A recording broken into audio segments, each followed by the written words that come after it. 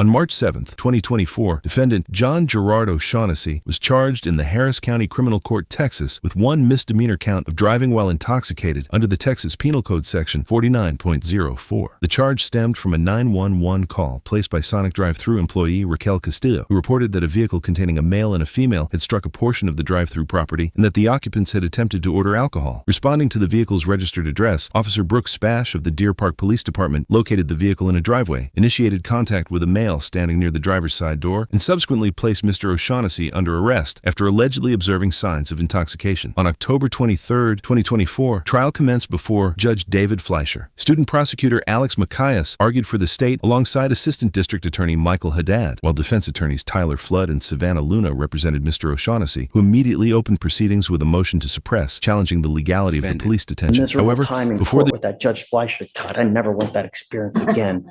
That's the idea. Yes, because sir. I want you to remember me 20 years from now when you're in a position of vulnerability where you make the right decision. Absolutely. Yes. And hopefully with the probation, we get you understand. Absolutely, sir. I agree. It's fine. Now, you have a probation officer, right? Your probation officer is always willing to work with you. If they call you in for a drug test and you're in some kind of situation where you can't, you let them know. We will give you the line to Shatoria here. She's absolutely an angel, is always willing to help you out. We can give you a direct access to her. Or if you have a problem, call us, call me, call her, and we will work something out. Sure. But there's never a way that we can't work something out. There's always a way. There's always a way. Always. Yes, Your Honor. Okay? Yes, sir. Give me a minute or two to No talk to rush. Mike, Judge. No rush. And I mean, your case, Mr. Knowles, it's only what, like 140 days, right? We won't have it on today, Judge. Or you don't have to. But I think we're at that point. So I think just a little conversation, I think we should be able to get. Okay. For sure. And I appreciate it. Thank you. Thank you, sir. I appreciate you. That acetone and other things will interfere. They can, Judge, but I mean, the SCRAM device itself has an environmental tampering test. Like it will, the SCRAM device itself does a test internally to see if there are environmental factors that are affecting the SCRAM device. If there is an environmental factor that has affected it, as in he's a painter and there's some sort of paint that's got alcohol in it and it detects that, it will notice that it's not from sweat and it will not accept that as a TAC reading. In this case, it's not what it shows. There's a confirmed tamper event for about 12 hours and there is a confirmed TAC reading, but they can't actually confirm it because something was either stuck in the leg or it was removed entirely. So to me, this is a clear tamper and it meets the range for a tamper. It wouldn't even show that it's a tamper if it didn't meet the criteria range that SCRAM identifies. Ricardo, he's saying it's a 12-hour tamper that could be. So are you telling me that it could not read his leg for 12 hours? So it was reading and it read at that spike and they won't state the actual level due to. Well, I understand that. But the duration of the tamper was stated as 12 hours and I believe some odd minutes. So it wasn't able to either get a reading or get an accurate reading during that entire duration. Did he have something in his leg? Like, I mean, a piece of paper in between his ankle and the device. I mean, he very well could have, but there's no way of knowing, of course. But the time is the biggest concern, Judge. If it's like, oh, it shifted on the leg and it couldn't detect sweat for a little bit, that's not a tamper. This is a 12-hour thing. It's clear that he's doing something to tamper with the device. Ricardo, what say you? Judge, I would ask how Michael knows the information that he is stating. How does he know what a tamper is considered? Has he been even trained by the Sentinel people? Why is he making these representations as fact? I would ask. I'll tell you, Ricardo, I've done around 12, 11B hearings, all of them successful, where I had Ronald Grant come testify about what the SCRAM results are, how they are, what they do to get to the results. So I've done multiple hearings regarding SCRAM devices, Ricardo. Thank you, Michael. And that's what I'm asking for, Judge. I would ask for a hearing to have somebody come and testify. That's all I'm asking for. Not Yet have he's- Michael Yet testify. why isn't he here, Ricardo? Judge, I got notice of this yesterday when I saw the email in the afternoon. I tried to move this to next week. After I was told it wasn't going to be moved, I made contact with him and let him know what's going on. I don't want to say why he's not there today.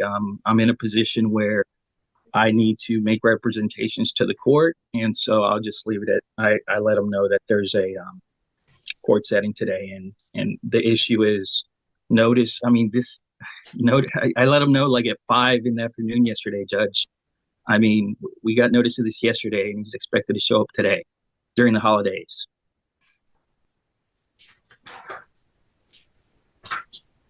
Have the person come on Monday to testify? The SCRAM?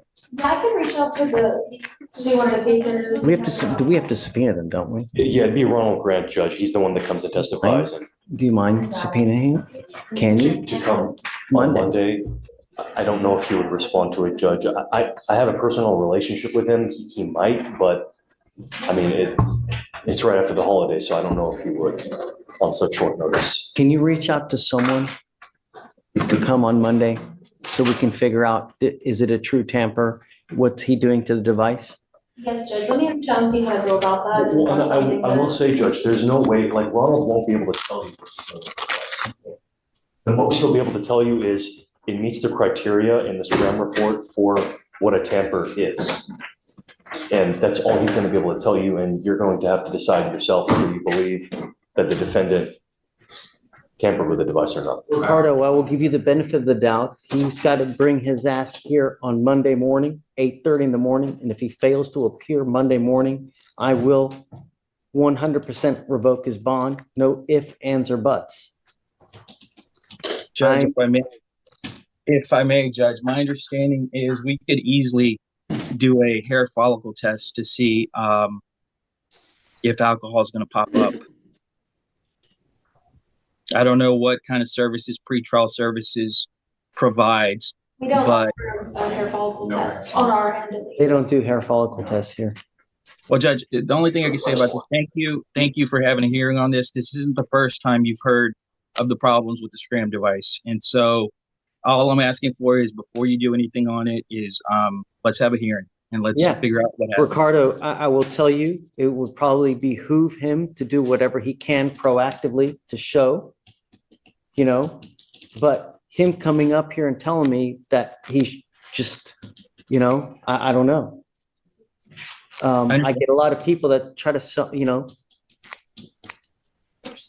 it's two things, Judge. Sometimes it's people that, are drinking, but sometimes it's the device messing up, and I'm just trying to figure it out.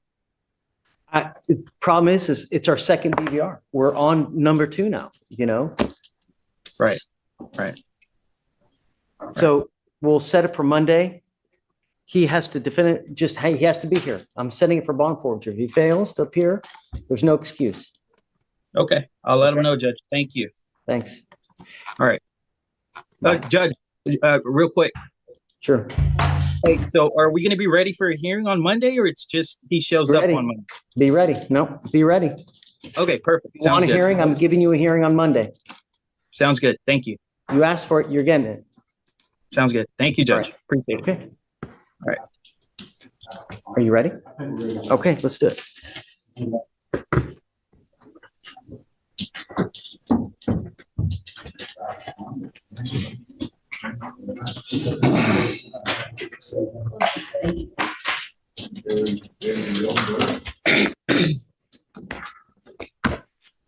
Instead of the guarding in or out, they're gonna, instead of guarding out, they're gonna do a Portable portable device, device. no So problem. Yes, that's fine. Ms. Gonzalez, I want you to understand one thing, that it's not you, it's not your lawyer. He's done a great job and has zealously advocated on your behalf. But on a second DWI, you know, we have proverbial slaps on the wrist for DWI first, right?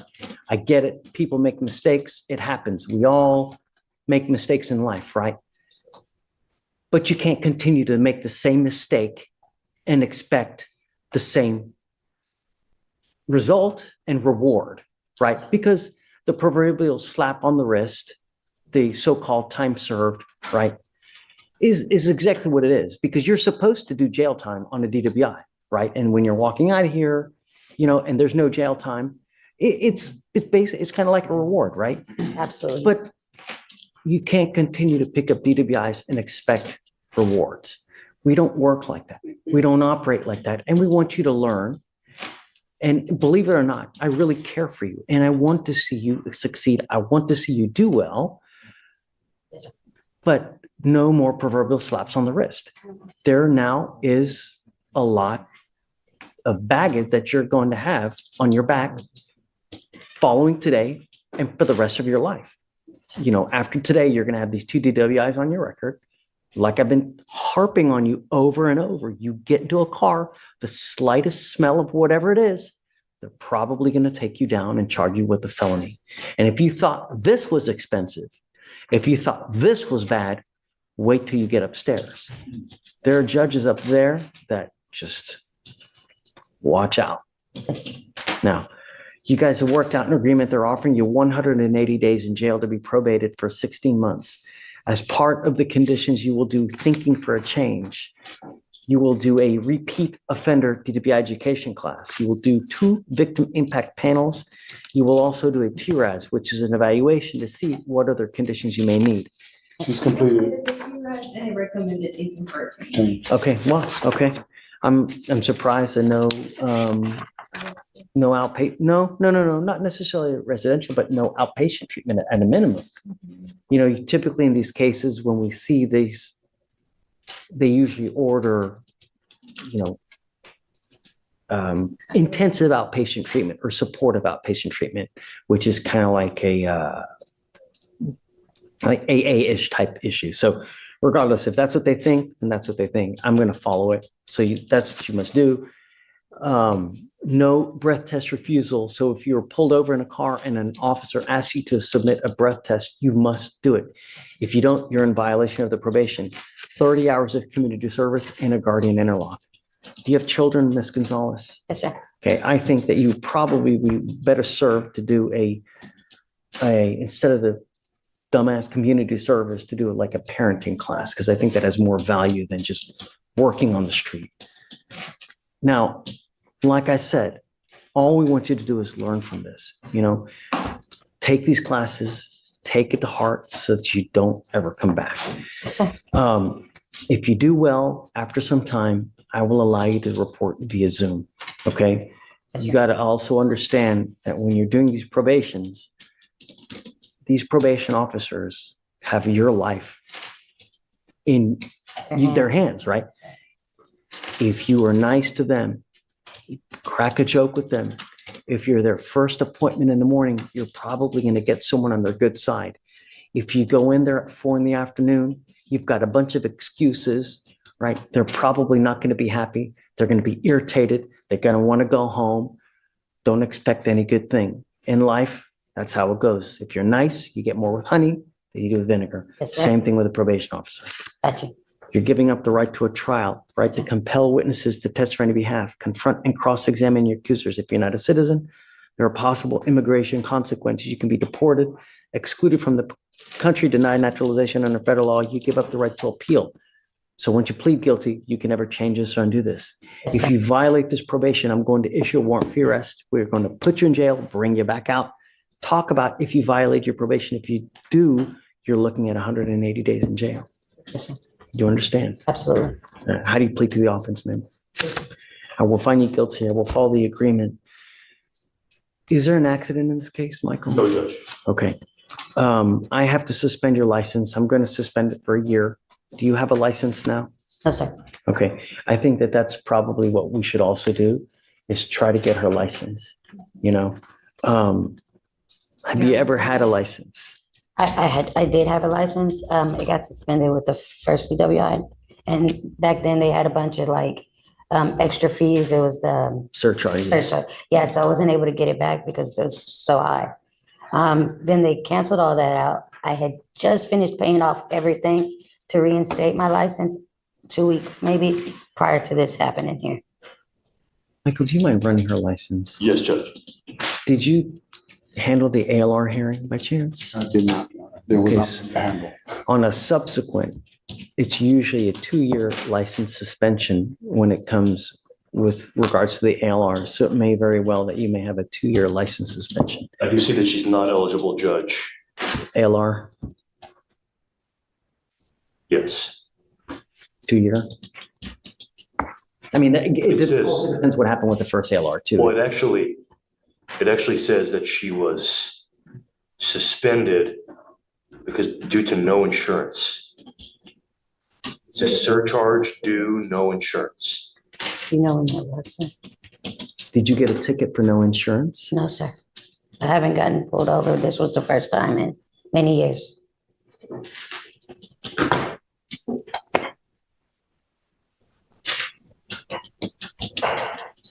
Let's make sure. I just know that it began September 15th of 2024, the suspension. And the end date, I think this is like in perpetuity until she gets something fixed. Here, Lonnie, do you mind giving me that piece of paper? This is the driver's license division. The number, will you make sure it's 2600? I don't know if she can read that. I kind of wrote it funky. It's 2,600. It's 2600. That's the number to the driver's license division for DPS. Call them and then they can tell you what you need to do to get your license. But you need to get your license. Okay, yes, sir. Just, you gotta get it. I'm allowed to go get it if I can. Yeah, of course. But Thank you, sir. before you just go do anything, call them first. And when you call them at 7 a.m. Don't call at 8, don't call at 9, don't call at 1, because you'll never get through. As soon as the phone line's open at 7, that's when you call. Yes, sir. All right. Any questions? No, sir. Judge, there was a couple of things they were asking for the guardian interlocks. She does not drive or anything like that. And she has the monitor on that that's uncomfortable. Can we give her the portable device for now? So, no. I want to switch it from the SCRAM to the portable. So, but first get the portable, then we'll take off the SCRAM. So we want to make sure that you're not using, and the best way, first get that one. As soon as you do that, we'll take the other one off. But we want to make sure that you have that one on first. So yeah, one of the conditions on this probation is that you maintain a guardian interlock. Now, because you're not driving, understand that you're going to be signing an affidavit today, promising me you're not going to drive. Yes, sir. Do not drive. I don't care what your excuse is. I don't care what's good. If there's a burning building, it doesn't matter. Just don't drive. Yes, Okay. Your Honor. The other thing, Judge, and this is just our way of refreshing the court's recollection, and there's been no alcohol that was found either in the results from the lab, and there's never been any alcohol associated with this particular DWI. This is one that was based upon Sure. some drugs, not even a synergistic type of a matter, it's simply they were drugs. So just so the court will be aware, there was zero alcohol in the system as a result of this. Okay. Remember, DWI is not just alcohol. If you take too much NyQuil, what happens? Yes, sir. Right. Anything where it affects the normal use of your mental and or physical faculties. Absolutely. Right. Your Honor. Oh, I think that's it. That's it. And just so you know, and I know how serious you take these matters, and I don't want to belabor it, but the idea is that we had already put in place, do you have Brittany's card with you? It's in my folder. So we had already dealt with the writ court people. There's a program director, Brittany, I can't remember her name now. Would But you like for me to grab it? no, that's okay. We have a card and thing. So treatment was going to already be a part of Great. this agreement, independent of a formal writing. But I think this is the best thing to do in this circumstance. When's the last time she's been tested? Have you done a test late? I can check it. Yeah, we need to. Now, Mr. Knowles, we have one more thing. The surcharge. Oh, yeah, I'm gonna ask that that be waived. There's no way that she can afford those things at all. If I need to prove it up, you need to prove up on it or? What do you do for a living? Take care of my father at home. Do you get paid by the state for doing that? No, sir, because I live with him. I don't know what that's what they told me. How do you get money? How do you survive? I mean, he gives me whatever I can, and he gets money from Social Security retirement. What does he get? 2,600 a month, something like that. So you guys share that? Yes, sir. Okay. All right, Mr. Knowles, I'll waive the DPS surcharge. Judge, the last Thank test you, was sir. on September 19th. Negative? I believe what it tested positive for was a prescription that she currently possesses. Okay, all right. Yeah, just stay clean. That's all we're asking. Absolutely. Okay? All right, Waive supervision, please, sir? sure. Yeah, it's not about the money. Judge. It's never about the money. I know, sir. It's doing what you say you're gonna do Absolutely. in the time that you're supposed to do. All right, guys, Sean, good luck. thank you, sir. Thank you, Judge. I appreciate it. Mike, thank You you. have a great Look, Ms. Thanksgiving. Gonzalez. Thank you, sir.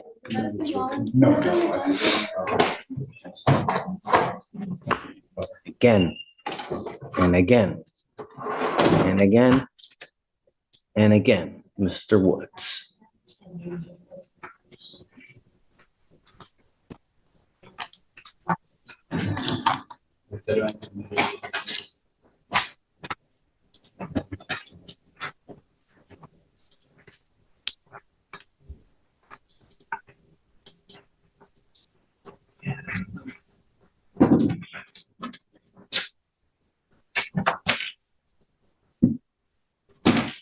Eight 14/23, assault of a family member. 6/9/24, violation of protective order, assault bodily injury. Another assault bodily injury.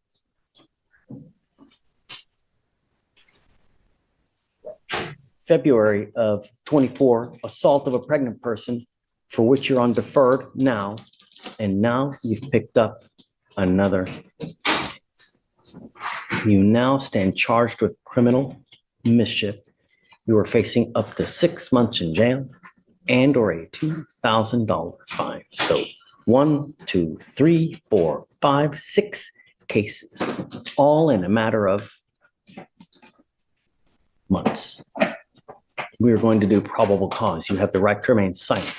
Anything you say can or will be used against you. You have the right to have an attorney present. If you cannot afford one, one will be appointed to you. Mr. Woods. Yes, Judge. The defendant was traveling with the complainant to go see the defendant's child with his child's mother. The defendant continued attempting to be sexual with his child's mother, and the complainant engaged in a verbal altercation with the defendant. Upon arriving home, the defendant exited the vehicle and the complainant drove to a store close to her home. The defendant took the complainant's iPad and walked and followed the complainant to the Kroger. The defendant then jumped on the complainant's hood as she was driving and struck her window multiple times with a rock, causing damage to her vehicle. Estimated damage was $300. Who is the complaining witness in this case? The complaining witness in this case is a Jacqueline Perry, who is the same complainant in the assault of a pregnant person. Tell me he's not supposed to have contact with this complaining witness? Guys, Morgan. Mr. Woods is on deferred for assault of a pregnant person. Yes, Judge, I'm emailing the felony prosecutor right now. Was he, as a condition of that, not to? No threatening, harassing, or abusive contact with the complainant in that case.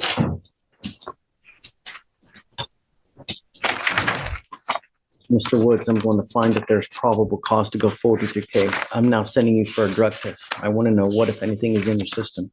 If you fail to go take the test, if you fail to come back, I'm going to revoke your bond and I'm going to make it so high.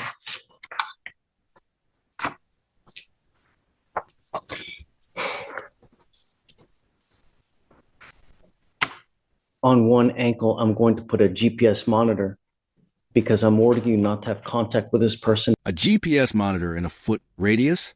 That's not a bond condition. That's a digital cage. Fleischer isn't playing. Question for you. Do you think ankle monitors actually stop repeat offenses or just create smarter offenders? And you've shown repeatedly that you are incapable of following bond conditions. And I'm going to put 1,000-foot radius that you're not to have any contact with this person. You're not to have any weapons. you're not to consume alcohol or illegal drugs. And I'm going to test you repeatedly so I know that you're not using, but I'm sending you now for a drug test. Like I said, you failed the test, and if you fail to come back, things will not go well. Do you understand, Mr. Woods? Yes or no? Yes, sir. Take a seat for me.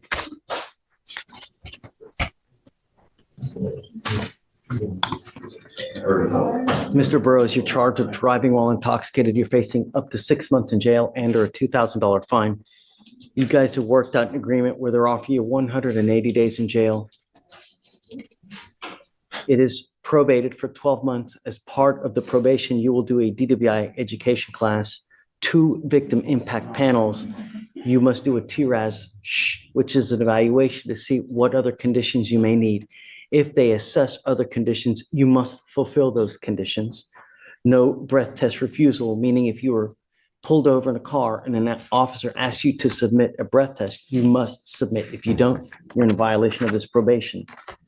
A guardian interlock, 30 hours of community service, a $100 donation, one time to Mothers Against Drunk Driving, no drugs, no alcohol. Random analysis. Is this how you understand the plea bargain agreement? Yes, sir. Does he have any prior DWIs? He had one that was dismissed a long time ago, and it was no probable cause based on no alcohol consumption out of Galveston. So Yes, we tried Judge. to get a pizza up at Courtroom, but it's just because of that. He had a theft when he was a kid, like 17 years old, but it was Just one. yeah. But he was he was 17 and he had an employee theft, and then he picked up another theft, but they didn't revoke his probation. It was like $100 from a cash register, but that was a long time ago. He's a volleyball coach. He's a good citizen. He's a good guy. He's turned his life around. His parents are here to support him. He made a mistake this night drinking. He understands that. He's taking responsibility for that. He's doing whatever he can to move forward. And he's in a financial hardship now. That's why we're asking for a reduction in the DPS fine. I've worked with him on payment plans and stuff. I'm going to waive all my fees so he can succeed. So. The question is, at what point do you get it, Mr. Burrows? You know, you've already had one DWI dismissed. You now have another one. While you're on bond. Actions speak louder than words. Classic judge wisdom. But watch Fleischer weaponize it. He's not angry. He's disappointed.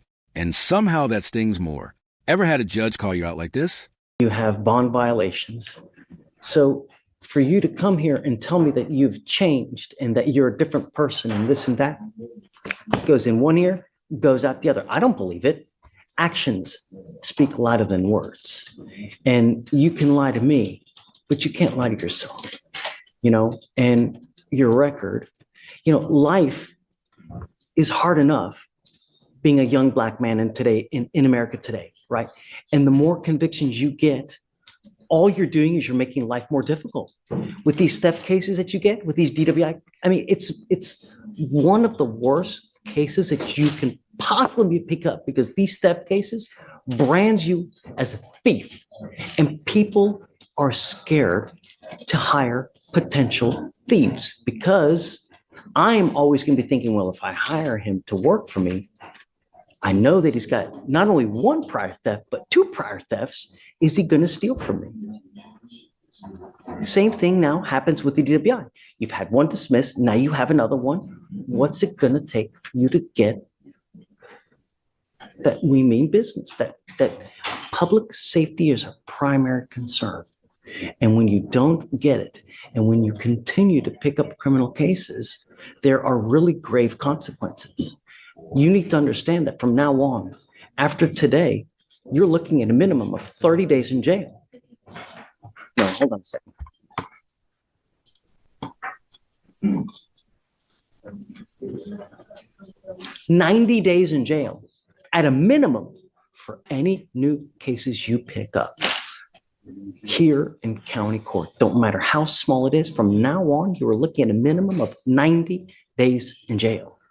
Not only that, you pick up another theft, you could be potentially charged with a felony, because they use those as a stepladder to enhance punishment. And when you don't get it, they combine all those to get up to felony court. You could be potentially facing that. You pick up another theft case as well. some point you got to get it. And I hope this is the same. And usually, in my experience, being here, at times when we go too easy on people, they still don't get it. You're skirting out of here today. You're getting probation. You're getting no jail time. You're not getting your license suspended. Now they want me to waive, Michael wants me to waive the fines and fees. I mean, I think he has his family. why would we reward, you know? I want him to succeed, and that's what I think the problem is, that if he doesn't have the money to succeed, it's going to be very hard. He's going to try everything in his power to succeed financially. I just think that's going to be a burden on him. I took it upon myself to forego my fees, and I'm doing whatever I can to help him. And that's great. Yeah, I understand Michael, that. I just don't think he can't afford it. He physically can't afford it. We're putting the burden on his parents who are here to support him. They're in the back. They're here. He's going to be staying with them to produce his whatever fees he has to try to, get back on his feet. But he's trying, Judge. He is. He's been in constant contact with me. We talk every other day. He's literally trying. He really is. And I think if you give him a shot here, he's going to do whatever he can to prove you wrong. I don't have to accept this agreement. I could say, no, I don't want this. Well, I'm jail time. I will accept your agreement, Mr. Burrows, but I want you to understand that if you come back here and try to tell me that you test positive again because of makeup, that kind of excuse is such that every single person who puts makeup on gets intoxicated. Really? Fast. So Wait. if you come up here while you're on this probation and you test positive for alcohol, it tells me that you have a problem. And I'm giving you fair warning now that you will go into a rehab facility. I can amend the conditions to put you in a lockdown rehab facility for, at a minimum, 9 months to 10 months, if you respond well to treatment. I will accept it, but I'm telling you now, if you test positive for whatever it may be, get ready. And I hope that and I want to read a repeat offender DWI education class. I don't want just a garden variety.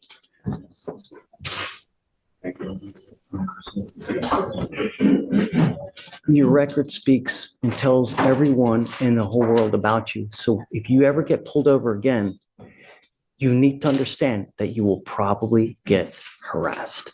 So if I were you, I wouldn't ever, even if you've had a sip of alcohol, a glass of wine, I wouldn't get into a car because you're begging for trouble. Do you understand? Yes, sir, I understand.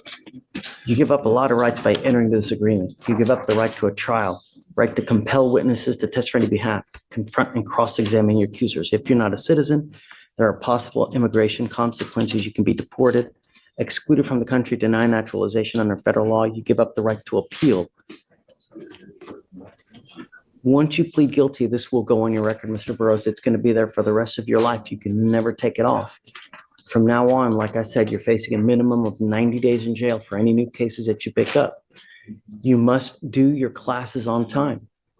You pick up a new case, you test positive for alcohol, you know what's going to happen. I will issue a warrant for your arrest. I'm going to put you in jail. I'm going to bring you back out. And we're going to talk about if you violated, if you did, how, and what the appropriate remedy will be. And it could be 180 days in jail. Do you understand? Yes, sir. How do you plead to the offense of driving while intoxicated? Guilty or not? Guilty, yes, sir.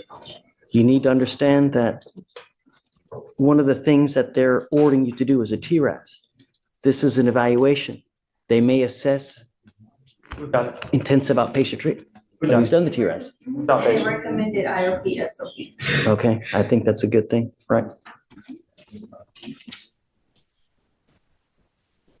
May I say a word, please? Sure thing. Once again, I do appreciate, the second chance. When I went to jail for a year when I was 17, and that's when I was in high school. It's been 18 years ago. I've been a completely different person. I coach volleyball. I do a lot. I do give back a lot, and I do understand that this record will carry on without my life. I've already realized that, and I've been doing things a lot different. You know, I did make a mistake. I did end up, you know, drinking and driving. The first case, I do admit. After that, I haven't told you a lie at all. It was more than just makeup. It was paint, body paint, full transformation. I do a lot on Halloween. I did not know that I was seeking to my ankle, and I haven't lied to you about that. Once again, I do appreciate the second chance. I'm a lot different than what my record says that I am. That happened when I was in high school, 17, 18, I'm 35 now. I haven't been in trouble since. I know you did see DWI on there. I was leaving work, didn't have a sip of alcohol. I asked to do a breathalyzer. They wouldn't let me do a breathalyzer. That was leaving from Kima. They have an ongoing case. I didn't have a sip of alcohol. That's the reason why I got thrown out. I didn't have a sip of alcohol. I asked them to do a breathalyzer. I was being harassed for that whole Talking about month. the first case in Sir, Galveston. I was being harassed for a whole month. 14 times I got pulled over. The last time before that one, I told them, I said, you know, there's a reason why you pulled me over. And that's why I told them. The next time I got pulled over on 146. They didn't even give me a chance to even do a breathalyzer. And that's the reason why I got thrown out. Is because I asked to do a breathalyzer, they didn't take my blood, didn't take anything. They wanted to take me to jail because of some beef that's happening in between the Kima bars and Kima PD. I changed my life a lot. I didn't lie to you the last time I was here. I wasn't aware that that would set off my SCRAM device. I had super glue that I was putting up, fingernail polish remover. Last time I didn't speak because I was on my anxiety medication, so I didn't really speak, but I can speak a lot better today because I haven't taken it the last 2 days. But that's what ended up happening. Once again, I do appreciate you for giving me a second chance, but just want to let you know I didn't lie to you last time I was here. If you think that people and officers messed with you last time, what do you think is going to happen now? I do understand that, sir. You know, and I do understand. the only thing that I'm trying to impart to you is don't give them the ability to do that by smelling like alcohol, smelling like weed.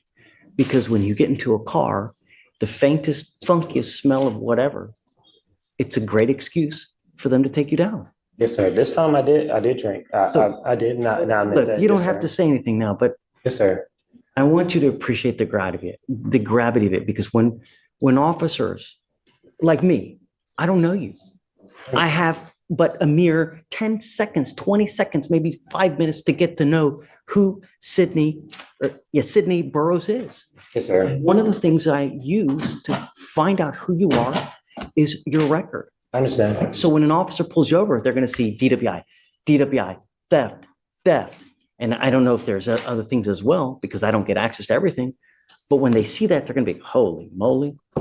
If they go up to your car, if it walks like a duck and it talks like a duck, if they have a DWI 1, if they have a DWI 2nd, and now they come up to you and they smell something, don't give them ammunition to fire a gun at you. Life is hard enough as it is. Anyways, look, done preaching. So just comply with these things and we will be happy.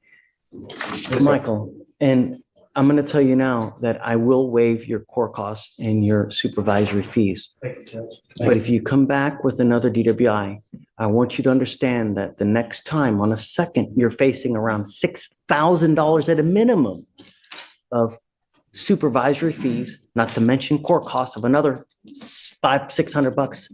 So it's on a second DWI, you're facing around $7,000. Yes, sir. You understand? Yes, sir. I understand. Get the message. All right. Thank you, Judge. Which devices are we using here? So what do you have now? Do you have the SCRAM? Yeah, he like the interlock, what they agreed to. Yeah. And I mean, I'm okay with that. First, you got to get the interlock. Once you get the interlock, we'll take the SCRAM off. I've been paying for your device now. While you're on probation, I can't pay for it. You're going to have to pay for that yourself. Yes, sir. I understand. But I'm going to, cut his fines and fees, please. I'm literally taking all the money away. Money is never the issue. It's doing what you're supposed to do in the time you're supposed to do it. Yes, sir. I understand. I really wish you the best of luck, Mr. Burroughs. We want the best for you. And we're just trying to make you get a clue. That's all. Just don't be a danger to the public. That's all we want. Yes, sir, I understand. All right, man. All right, good luck. Thank you. Is it Fernanda Solis Martinez? Yes, sir. Ma'am, you're charged with criminal mischief. You're facing up to a year in jail and or a $4,000 fine. We are going to do probable cause. You have the right to remain silent. Anything you say can or will be used against you. You have the right to have an attorney present if you cannot afford one. One will be appointed to you, ma'am. Yes, Judge. On November 19th, 2024, the officer was dispatched to a residence in Harris County, Texas, in response to a family disturbance. Upon arrival, the officer met with the complainant, who stated that he and the defendant, his sister, got into a verbal argument that turned physical. Both parties admitted to striking one another, and the defendant walked over to the complainant's computer and began hitting the computer monitor with a PS5 controller, causing damage. The officer observed the monitor to be shattered, and there was also damage to the headset and controller. The complainant estimates the cost of damage to be $1,120. Okay, Ms. Solis, I'm going to find that there's probable cause to go forward with the case. How old are you, ma'am? I'm 22. Are you here with anyone today? I'm Are sorry. you here with anyone today? What do you do for a living? Nurse student in Memorial Herman. Do you have any kind of income whatsoever? I would say I make about 1,000 a year, 1,000 a week. All right, would you like to apply for a court-appointed lawyer, ma'am? Yes, sir. Okay, I'm gonna have you fill out an application with Stephen. We need to work and we need to figure out what we're gonna do, because typically in these types of cases, I bar you from having contact with the complaining witness in this case, meaning that you're not allowed to have contact with your brother. Yeah. I don't know, I don't know where you live. I don't know if you live with him. So what I'm gonna, don't say anything now. I have a bunch of DAs here. What you say could hurt you. I'll appoint you a lawyer today, but we need to find out the family dynamic, because if you pick up a new case, you start acting a fool in the free world. I'm gonna take the free world away from you, and I'm gonna put you in jail, and I'm gonna make your bond high. And you have to understand that if you don't have anyone that's gonna post your bond, you will sit there in jail until this case is over with. And I'm gonna tell you, it takes about 9 months just to get a 911 tape, and all that you're working for, all that schooling to become a nurse, where does it go? Right. So we'll figure out that here momentarily. So do not leave until we let you go, though. Okay. Stephen's going to give you the application. I'll have you sign a reset with Victoria, and then we'll have you take a seat in the jury box, please. Yes, I'm here on Mr. Bruss. I hope I say this right. Revocation Kane. 251-5735. Criminal mischief. Okay. And I thought we had a deal in place. So he told us last time that he would have the $1,200 ready to go. They sent him a bill for $4,000. Okay. Alex, what's up with that? What's up with that? What's up with The that? bill we have is for $3,900, $1,575. I have here my notes on 10/1, it was $1,200. I guess it changed. This is for a Mr. Kane. Yes. Yeah. The bill we have is stated the amount due is $39,1575. That's the amount due with the Okay. bill. I guess let me speak to Chief and see what, because I mean, understand it's not with me, it's whatever it was. I got you.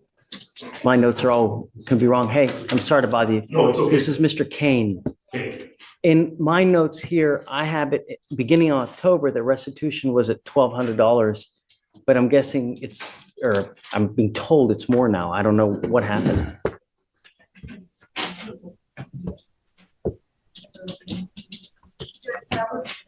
The bill, $39,1575. Yeah, and there's a receipt too for that. So Judge, I think initially the confusion with the 1,000 is in the DIMS, the estimation was around $1,000. But when we talked to the complainant, received the invoices and the estimates, it's to the tune of $3,900. Okay. That's what it is. I mean, it's right. I can't argue with them. They got a bill. That's what they're saying it is. For you to get this case dismissed, that's what the DAs want. They want to make the other person whole. As if it had never happened, the criminal mischief had never happened. To put them in the same place is, what is it? What happened? 3,915. Right, I understand, but what was it? Was it a car? Was it a computer? An elephant? The door, Your Honor. Wow, that's a hell of a door. Made of gold or what? A mahogany door. So. Okay. I don't know what to tell you, but your other option is to go to trial. You know, those are the two options that you can pay that money and they end up dismissing the case. You can accept another plea bargain if they have one. Your Honor, there's no offers on the case right now besides the restitution. You can, if you guys, Mr. Goins, want, you can try to get a different plea bargain. The case is 160 days old, so I will only give you a couple more weeks, but at 180 days, we set cases for trial. So at that time, you need to let us know what you want to do. And if you have not reached a plea bargain agreement with the state, we end up setting your case for trial. I don't know. I don't want you to make a decision now. You guys need to go back and talk and just, you guys decide what you would want to do. And you can always request a different plea bargain if you don't like the one that you have, but they don't have to do anything if they don't want to. It's the state and they reserve the right to, even if they don't want to, they don't have to give you a plea bargain. So I guess you guys step back and let me know what you want to do. They have to prove their case beyond a reasonable doubt. So, Mr. Goins, before you guys leave today, I'll let you know. Yeah, just give me a heads up what you guys want to do. I sure will. Thank you. This way, sir. So I am putting some conditions on your bond now, Ms. Solis, okay? The two conditions I'm placing on your bond now is that you're not to have, or not to be in possession of any weapons. And I'm also ordering you not to have any threatening, harassing, or abusive contact with a Mr. Martinez, your brother. Yes. Okay? I want you to understand what is threatening or harassing. Doesn't matter what you think is threatening or harassing. I could give a rat's behind what you think is threatening or harassing. It's what he perceives. So if you get into an argument with him and you go, look, is that threatening, harassing? It is. And it can land you back in jail. If you pick up a new case, you violate conditions. No matter how old you are, I don't care. I'm going to put you in jail and I'm going to protect every person in my county. I don't care that it's your brother, it's your mother, father, whoever it may be. Do you understand? Ray, did you want to say anything?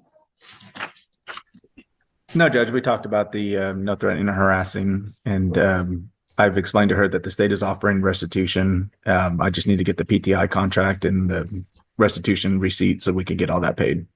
You know, the other thing that you have to understand is that at some point you're going to start working, right? When you start building up a criminal record, employers look at this and they see that it's a potential liability because they may now think, wow, she now has this mischief. Even if it gets dismissed, people can still see it. Man, is she a danger? Is she going to explode on us if she loses her temper? That's what people think. You need to consider this. The older you get, your actions Absolutely. have consequences. Here's the reality. And it can really impact your future. If you want to become a nurse, this may, form a barrier for you. Consider this when you're out there in the free world. Do you have any questions? I do. For the no weapons, is that like forever? Like for all my life, I can't have any weapons? While this case is open. While this case is open. While this case is open, you're not to have any weapons whatsoever. Okay. We've given you a lawyer. It is your responsibility to stay in touch with Mr. Vasquez. You can see him on the TV there. If he tells me he can't get a hold of you because you're playing games, you're not responding to phone calls, text messages, I will issue a warrant for your arrest. Stay in contact, do what you're supposed to do, and then things will turn out well. Yes, Your Honor. All right? We'll have you sign this here now. We'll get you to sign a reset, and then after that, you're on your way. All right? Yes, Happy ma'am. Thanksgiving. You too. Judge, we're trying to do a pre-qualifying with you. This is involving Jennifer Gonzalez. Okay. I don't know how to be as succinct, but I'll try to be as succinct as I can. The court may recall that she has a PCS that's arising in the same incident that was over there. James Mount and Melissa over the Rick Court and I, we had a powwow yesterday for about 35, 45 minutes to try to decide what happened here. And I'm trying to short circuit things. At the end of it all, we come out this morning. They're going to dismiss the PCS as long as she pleads here. They're allowing her to plead to a time served over here. Not on the second. Sorry. If you. Not on the second. That's. No. If she wants a PTI or if she wants a probation, okay. I think 30 is what we typically do on a second, but not time served. Now, the first one was some time ago, Judge, like. I understand. Years ago. I get it, but, So, and she had violations while she's on, right? well, there weren't violations that couldn't be excused or explained because what happens is she takes Adderall. And so that's what I think the issue was. No, I'm sorry, not on a second. And it's not just you, it's just, I have before, and people have ran, like literally the week after, they wrapped their car around the pole. So And if I can, and it may or may not impact your decision, you know, she does not have a license, does not drive. Okay, she has that scooter that she's on that we talked about that's under 8 horsepower, whatever it is. is it one of those Costco scooters that you cannot take on the street? Yes, you can't really get on the street with it, Judge. It's not one of those, and she has a license and has not had one. Okay, now I know there's going to be a position of a suspension of any license that she may have. I know that will be coming at her. The big issue with the probation, because that's one of the things that we first had talked about. She has to take care, and she's the sole provider for an elderly father. She doesn't drive, is unable to drive him back and forth and everything, but he depends like 100% on her. Now, my concern with the probation, and it was the thing that we kind of tossed about yesterday, is if she's forced to be in a position of making a decision of doing something for her dad versus appear for a urine test or appear for an office visit or something like that, she's going to defer and say, I'm going to take care of my dad. My dad's life means more than me reporting. Probation will never interfere with anything that someone has to do for work, caring for another person. They will always work around. So if she gets called in for a drug test, all she has to do is say, hey, I can't come. You know, I can come tomorrow. They're not going to give you grace of a week, right? But it's got to be something reasonable. The next day, perhaps a couple hours down the road, but they're never going to leave you high and dry to where they're going to do anything like that. I can allow, if she does well after the first couple months, I can allow virtual reporting as well, so that she can report via Zoom. You know, if she's doing well, she will still have to, you know, I mean, she's going to have a guardian interlock, right? Because that's what we do on all probations, especially on the second. So but she doesn't have a vehicle, doesn't drive, doesn't have a license. She'll have a portable. There's a monitor on her. Can I have her come forward? Sure. Come forward, since I was, you know, mind. She's got a monitor ankle and I'm paying for it now, right? And it is killing her leg. We'll take that off. We'll give her a portable device. That has to be modified because it doesn't look good at all. Her looks is the least of my concern. It's painful, Judge. You know what I'm saying? It's painful. Hello, Judge. Hi. How are you doing today? I'm doing great. How are you? Good, sir. Thank you. What we had discussed, Judge, just so in the interest of full disclosure analysis, we're talking, Marissa had agreed to have a plea to the DWI probation with the terms, including the treatment that's to be recommended by the TRAS and all this type of stuff, which we had agreed that would be one of the ways to resolve it. And that would still have them dismiss the PCS.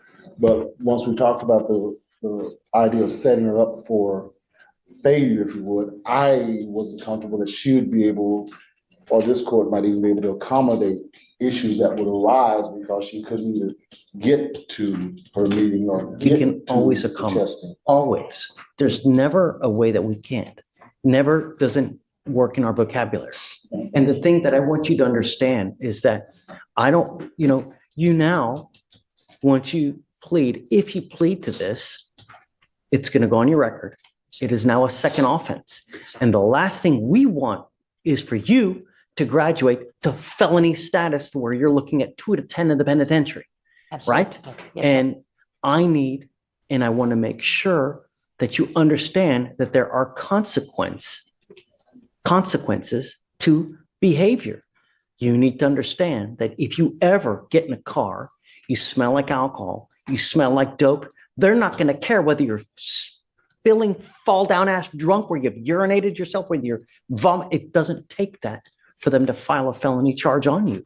Even the faintest smell of alcohol, the faintest droopy eyelids, the faintest sway in the wrong way, they're going to charge you with a felony DWI. And now you're looking at up to 10 years in prison.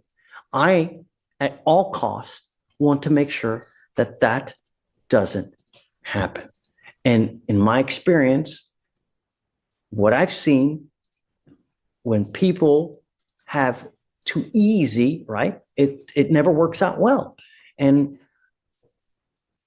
I don't think that a time served on a DWI second is appropriate.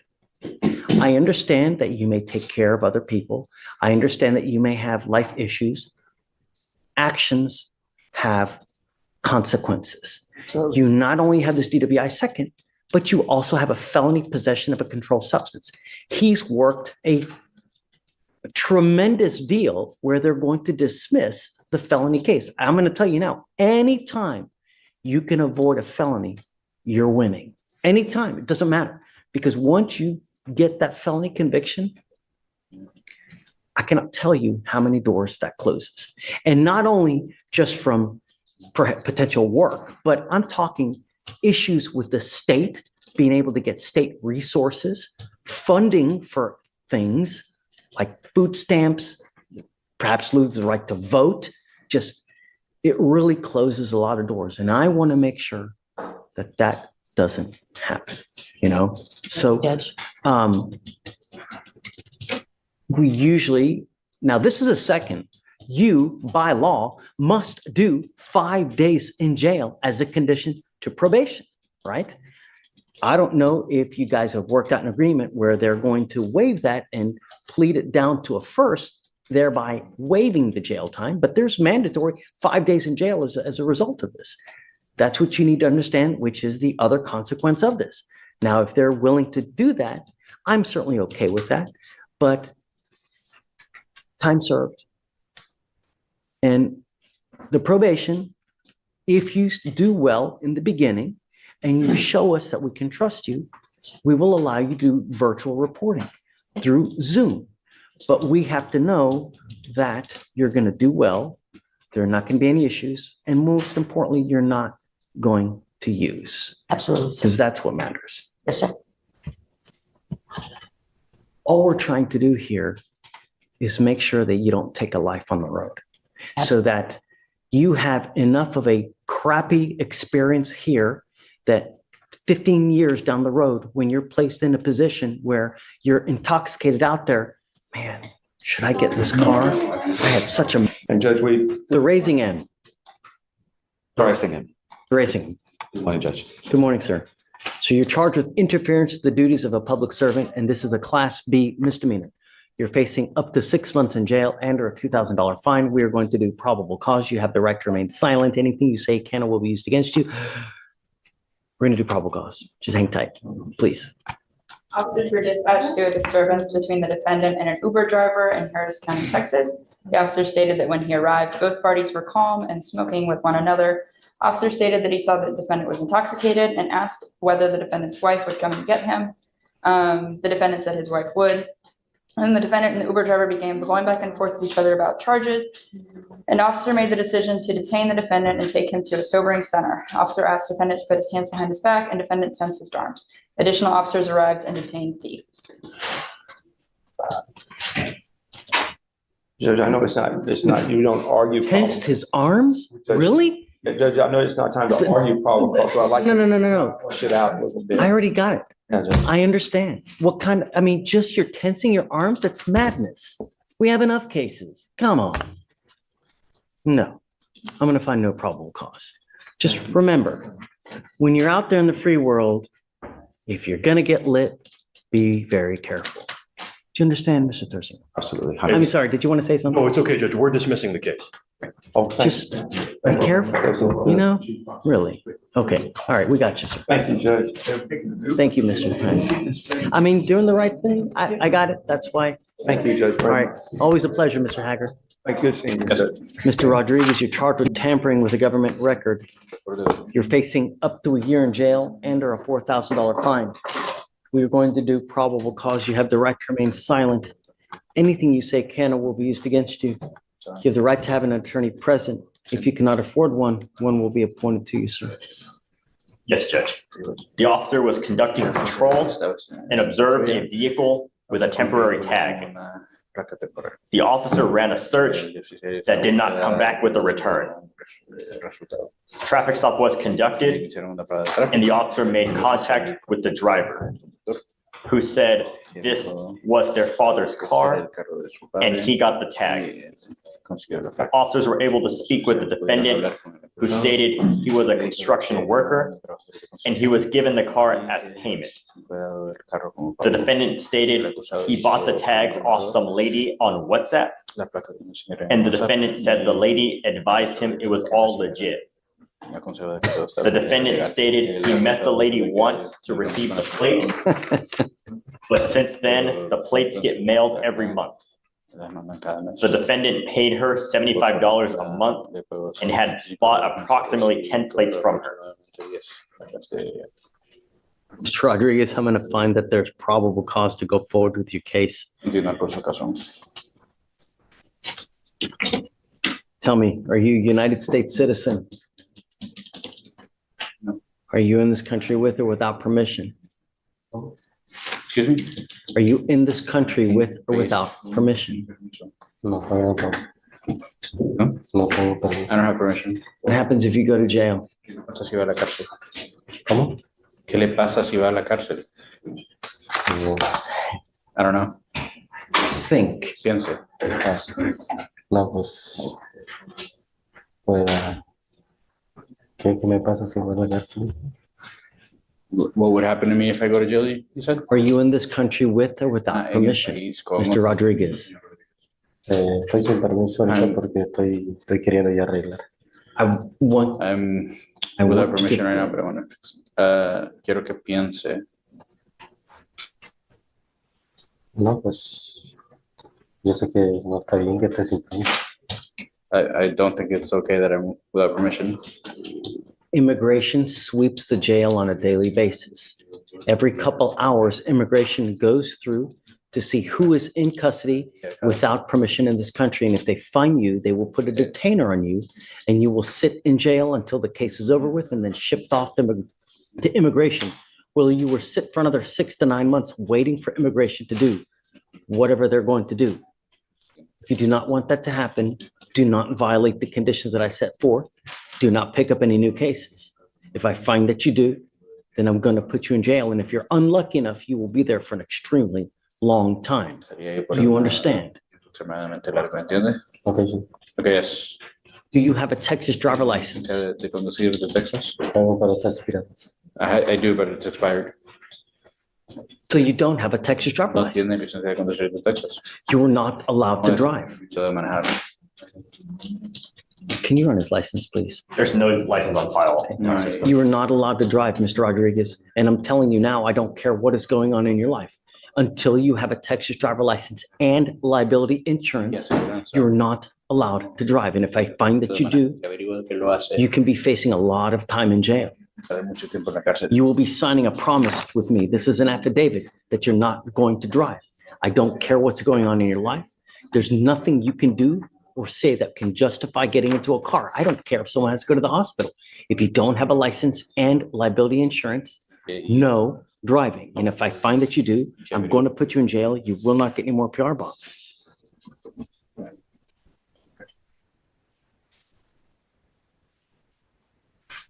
Day after day, I see people who get immigration holds in custody because they don't heed this warning. You will not get another warning from us. I'm going to have you come up here, swear to us that you're not going to drive. I'll get you to Victoria to sign a reset. You need a lawyer to represent you in this. And so we were going to give you time to go hire a lawyer. After that, you'll be free to go. Take care, Mr. Rodriguez. Yes, señor. All right. Is that the last? This courtroom session isn't about just one defendant. It's a series of high-stakes criminal hearings where every decision could change someone's future. Judge David Fleischer quickly makes one thing clear. Excuses, repeated mistakes, and ignoring court orders won't earn anyone's sympathy in his courtroom. from DWI charges and assault allegations to bond conditions and weapons offenses. Each defendant walks in hoping for a second chance, but not everyone is going to get one. As the hearings unfold, the judge carefully weighs the facts, challenges the explanations presented before him, and reminds every defendant that accountability comes first.